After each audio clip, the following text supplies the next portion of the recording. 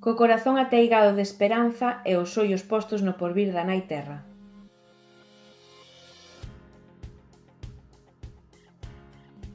Hai agora 100 anos, os días 17 e 18 de novembro de 1918, as Irmandades da Fala celebran na cidade de Lugo a súa primeira asamblea nacionalista. Nesta xuntanza fixaríase o ideario do galeguismo político da época, coa aprobación do Manifesto Nacionalista.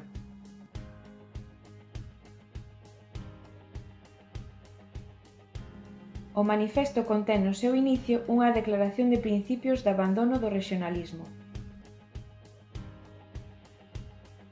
Nós nomeámonos de hoxe para sempre nacionalistas galegos, xa que a verba rexionalismo non recolle todas as aspiracións nin encerra toda a intensidade dos nosos problemas.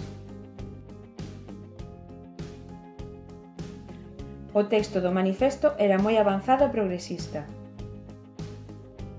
Problemas constituentes. Autonomía integral para Galicia.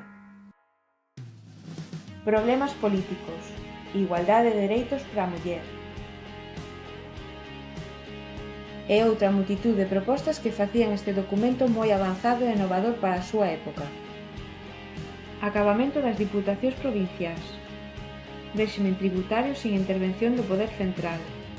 A potestade docente do Estado actual pasará enteira ao poder galego. Mais non acababa aí a cousa.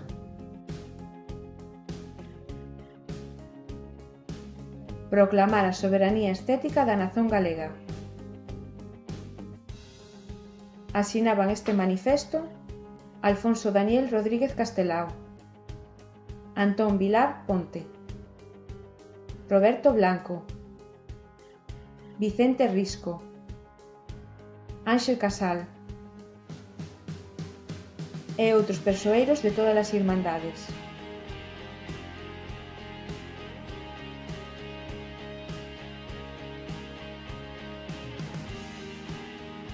Son chegados os tempos de erguer a alma e o pensamento de Galicia, e sobre toda a súa soberanía completa e sen cativeces. Nisto non caben discusións. Galicia ten direito, un direito fundamental, a ser dona e fruta de si mesma.